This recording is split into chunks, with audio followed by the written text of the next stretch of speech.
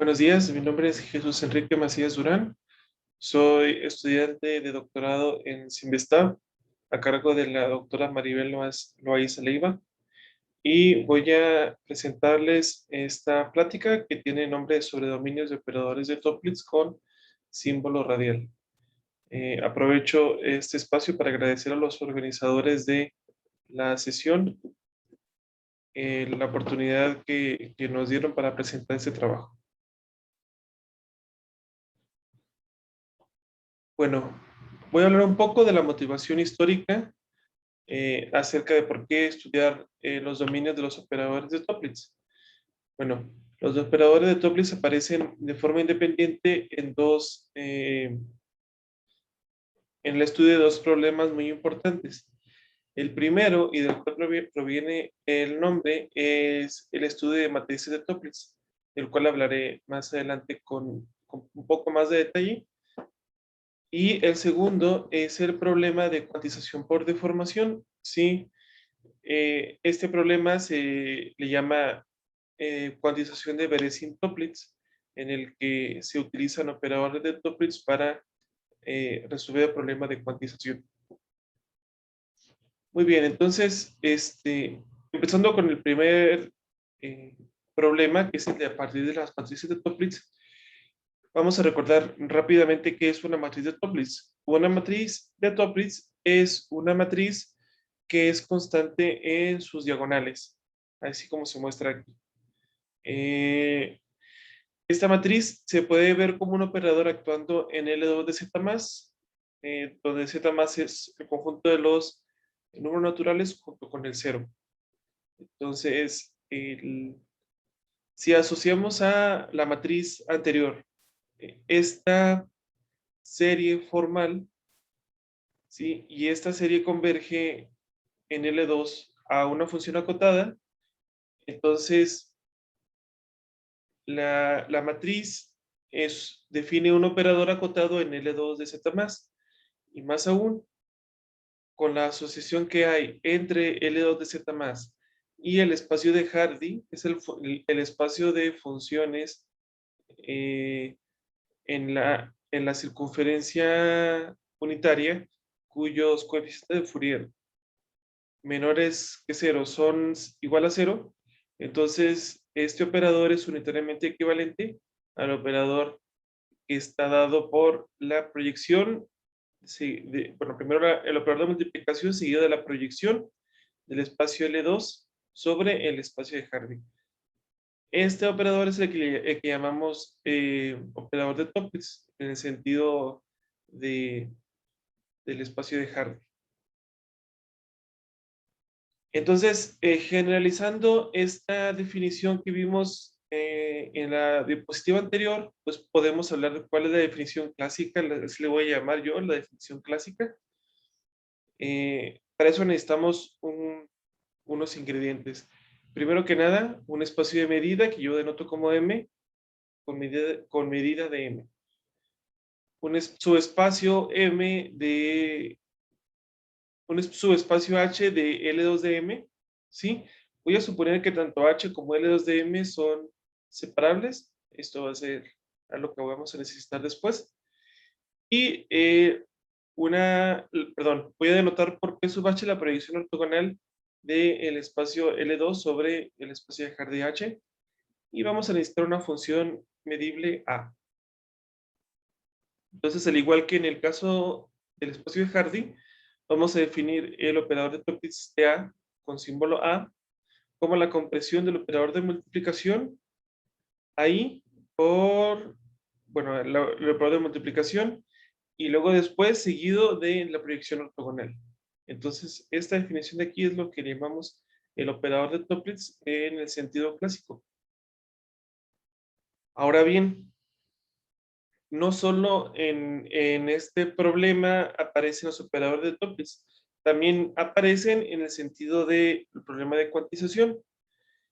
En este problema, el problema consiste en asociar funciones real evaluadas en un conjunto que vamos a llamar espacio-fase, ¿sí? Con operadores autoadjuntos actuando en un espacio de Hilbert.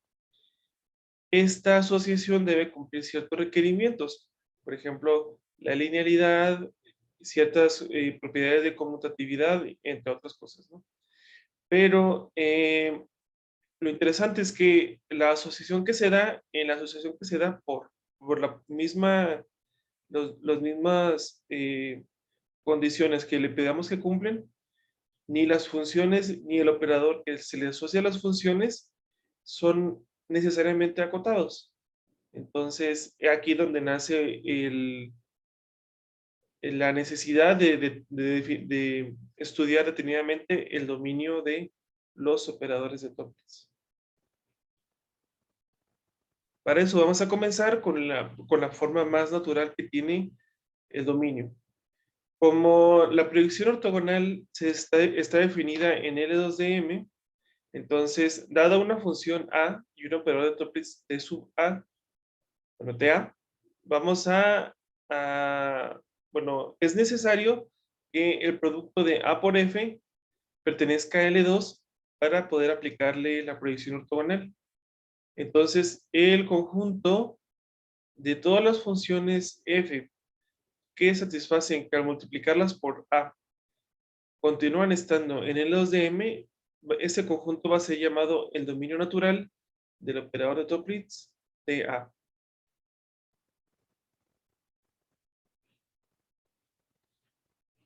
Ahora voy a empezar a introducir el espacio de Fock para que vamos a centrarnos en operador de Toeplitz en este espacio.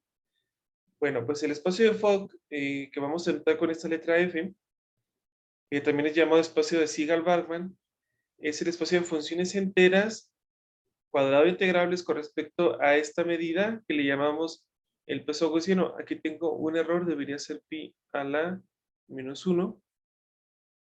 En este caso, D sub z va a representar la medida de Lebesgue estándar en el plano y no la medida de integrales en contornos, ¿no?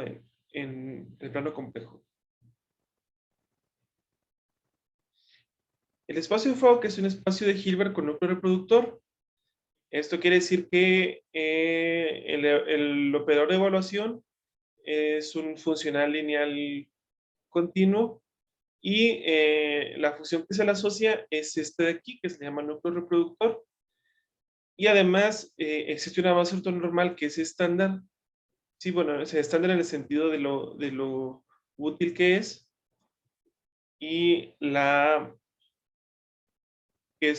que consiste precisamente en todas los elementos de esta forma, que son la base, que son elementos monomiales y z elevado a una potencia dividida entre 1 sobre la raíz de esa potencia factorial. Entonces, como consecuencia de que el espacio de Fock es un espacio de Hilbert con núcleo reproductor, se tiene que la proyección ortogonal está dada de forma integral, sí, por un operador integral, que es precisamente este que está aquí. La proyección ortogonal es la integral del núcleo reproductor con la función a la cual estamos aplicándole el operador. Y entonces voy a hablar un par de ejemplos acerca de la importancia de estudiar símbolos no acotados. En primer lugar, para el espacio de Fock se cumple que existen símbolos, por ejemplo, en este caso, 1 sobre raíz de z, perdón, 1 sobre raíz del módulo de z, tales que el operador que define es un operador acotado. Sí, en este caso, 1 sobre raíz de z no es acotado. Al acercarse a 0, pues tiende a infinito, y sin embargo, el operador que define es acotado. Y se da incluso más, porque un operador que es muy importante en el estudio del espacio de Fock es el operador de multiplicación por z. ¿Sí? Este operador está definido en todos los polinomios y se corresponde precisamente con el operador de Toeplitz con símbolo z. Solo para hacer hincapié, este operador es llamado operador de creación en la teoría cuántica de campos. Y pues se puede observar a través de una cuenta directa que este operador no es acotado. Entonces, pues aquí aparece en primer lugar un operador no acotado sí, perdón, un operador con símbolo no acotado, cuyo operador es no acotado, pero es de gran relevancia para, para el estudio del espacio de foco. Entonces, ¿cómo se puede atacar el problema? Bueno, antes de mencionar cómo atacar el problema, voy a hacer un resumen muy breve de lo que acabo de mencionar en las diapositivas anteriores. Primero que nada, si el símbolo del operador de Topliss es acotado, entonces el operador es acotado y su dominio consiste en todo el espacio H.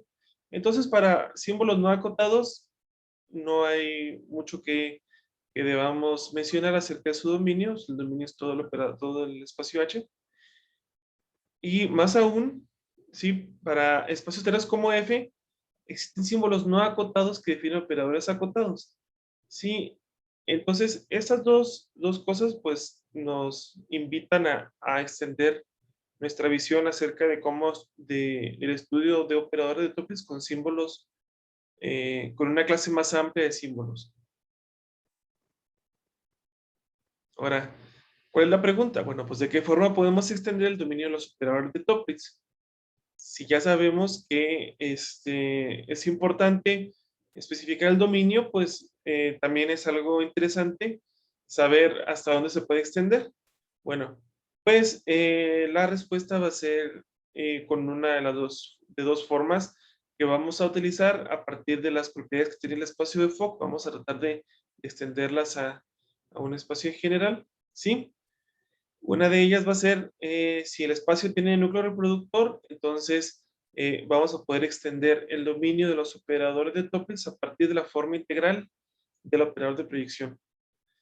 Y si el espacio tiene una base ortonormal de alguna forma que sea destacada, que tenga algo en particular por qué estudiarla, entonces también vamos a poder extender el dominio de los operadores de Topliss a través de esta base ortogonal que hayamos fijado. Voy a comenzar pues, diciendo cómo sería la extensión a partir de la forma integral. Bueno, pues para este caso, como les mencionaba anteriormente, tenemos que suponer que el espacio de Hilbert H tiene un núcleo reproductor que voy a denotar como EW de Z. Entonces, en este caso, la proyección ortogonal se puede escribir en la siguiente forma, en la misma forma que teníamos para el espacio de foco. Entonces, para una función medible A, vamos a considerar el conjunto, vamos a anotarlo de esta forma, ¿sí? El dominio de A1, ¿sí? Y este va a estar conformado por todas las funciones en H, tales que esta integral exista y pertenezca a H, ¿sí? O sea, es la integral en la que hemos agregado el operador, el símbolo del operador. Entonces vamos a definir el operador de Topliss 1, bueno, en este caso no es el operador de Topliss en el sentido clásico, sino es una extensión, ¿sí? En este dominio, y lo vamos a definir como la integral que nos daba anteriormente, ¿sí? Entonces, bueno, ya lo mencioné, pero es importante que notemos que esta es una extensión de la definición de operador de Topliss. En el caso cuando tenemos símbolos acotados, pues no, ambos coinciden, sí, pero en general, pues el operador de Topliss tiene un dominio más pequeño que este nuevo operador definido en forma integral. Y la definición a partir de una base ortonormal. Vamos a fijar una base ortonormal de H, ¿sí? Y la vamos a denotar por eta sub n. En este caso, necesitamos que esta base ortonormal esté fija y, pues, de alguna forma debe tener alguna importancia. Por ejemplo, en el caso de Fock, la base monomial estándar que definí anteriormente, pues es la que se va a utilizar para esta definición. Entonces, para una función medible, vamos a definir de nuevo un conjunto donde va a estar definido nuestro nuevo operador de 2. ¿Sí? Y este conjunto va a estar conformado por las funciones f, tal es que su producto se puede escribir como la suma de dos funciones, tal es que la primera esté en h y la segunda cumpla con esta propiedad en la integral. Básicamente lo que estamos diciendo es que sí sea ortogonal a todos los elementos eh, de la base monomial estándar. Entonces, vamos a definir el operador de A2 en este dominio como precisamente de A2 evaluado en F va a ser esta función phi. Para el caso del espacio de Fock, bueno, de hecho, la definición anterior está en un artículo de Hannes que está en la referencia, y él demuestra que se cumplen las siguientes extensiones. Que una extensión del operador de Toeplitz, la definición clásica, es definición a partir de la integral, y que a su vez una extensión de este es la definición a partir de la base ortonormal que ya habíamos fijado. Muy bien, entonces ahora solo hablar un poco de los resultados de los operadores de Toeplitz con símbolo radial, ¿sí? Que es el objetivo de esta plática para ya llegar a un par de resultados. Bueno, pues una función radial va a ser aquella que solo dependa de su módulo, es decir, a de z solo es a del módulo de z. Y un operador actuando en el espacio de Fock va a ser llamado radial si es invariante bajo la acción de rotaciones. Es importante estudiar los operadores radiales porque en el caso del espacio de Fock, un operador es radial sí, solo si es diagonal con respecto a la base monomial estándar que definimos previamente. Entonces, para el caso de operadores con símbolo acotado, pues se cumple que un operador de Toeplitz sea radial es equivalente a que su símbolo sea radial. Ese es su resultado que viene en un artículo de Esmeralda y Maximenko. Por lo tanto, pues todo operador de Toeplitz diagonal tiene símbolo radial.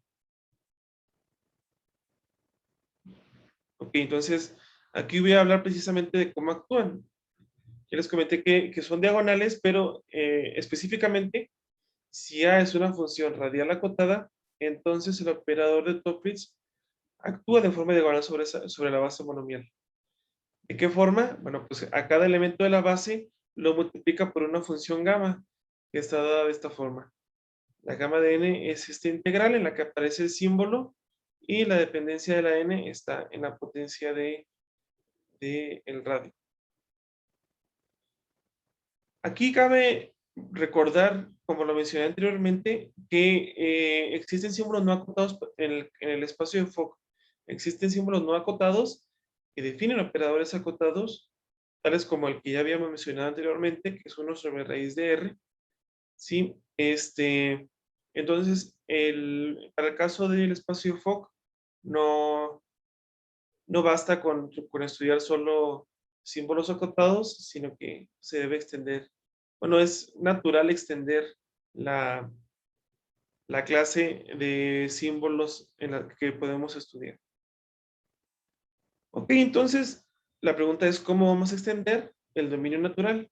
Bueno, pues para eso voy a retomar un resultado que viene en este artículo de Ramírez eh, sobre qué pasa en el caso de símbolos no acotados. Bueno, pues ellos dan un ejemplo de un operador, de un símbolo, ¿sí? Que va a cumplir ciertas propiedades buenas, que voy a definir más adelante, ¿sí? Y este símbolo, el operador con ese símbolo no contiene ningún polinomio en su dominio.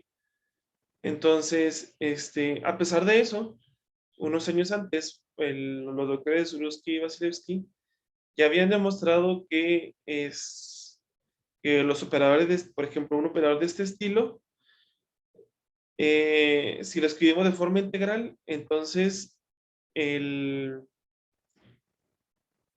el dominio contiene a todos los polinomios. Entonces, es interesante ver cómo se puede extender esos operadores a esta clase de símbolos a partir de estas extensiones que hemos dado, ¿no? El T1 y el T2. Más aún, existen símbolos no acotados cuyo operador de Topliss no está definido en un conjunto denso. Por ejemplo, no está definido en todos los polinomios. Y sin embargo, la sucesión de eigenvalores sí es acotada. Bueno, la sucesión de eigenvalores, en este caso, por ejemplo, del símbolo ADR igual al recíproco de R, nos da una función acotada. Aquí mostramos esa sucesión, ¿sí? Para que se vea cuál es la forma eh, de, el, de la asociación que se le asocia a este operador de Topliss. Sin embargo, TA no está definido en los polinomios. Entonces, bueno, Ramírez, en ese mismo artículo en el que mencionaba, demostraron que una condición necesaria y suficiente para que un operador de Topliss con símbolo radial, actuando en el espacio de Fock, sea unitariamente equivalente, que es donde está la palabra clave, sea unitariamente equivalente a un operador diagonal actuando en el E2 de Z más, o sea, sería como un operador de multiplicación. Entonces, la condición necesaria y suficiente es que el dominio contenga a todos los polinomios.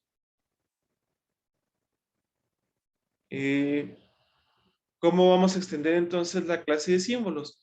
Bueno, Bruschi y Vasilevsky extendieron esta clase de símbolos para los cuales el TA1 está definido al menos en un conjunto denso, que consistiría en los polinomios. Para el caso radial, ellos definieron ese tipo esta clase de símbolos, sí, que lo denotaron como L1 infinito, sí, que sean todas las funciones medibles, tales que esta integral es acotada. Esta integral está asociada precisamente con la sucesión gamma que definimos anteriormente. Entonces, si tenemos un símbolo en este espacio L1 infinito, entonces le podemos asociar un operador diagonal actuando en L2 de Z más, ¿sí? Y bueno, es importante mencionar que este operador diagonal coincide con el operador TA1, ¿sí? El representado de la forma integral en el conjunto de polinomios.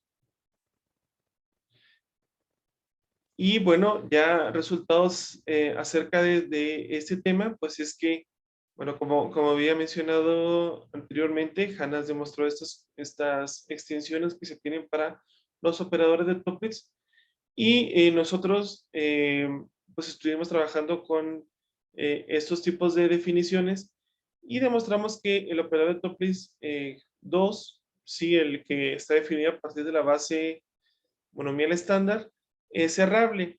Eso quiere decir que este operador, bueno, existe un operador cerrado, tal que es una extensión de este operador. Y de hecho, la cerradura de ese operador coincide con el operador diagonal dado por la sucesión de las gamas en el espacio de foco. Muy bien, entonces, de nuevo, esto es todo y agradezco nuevamente a los organizadores por la oportunidad que se nos brindó para presentar este material. Aquí muestro las referencias de los artículos que mostré. Bueno, eso es todo por mi parte. Muchas gracias.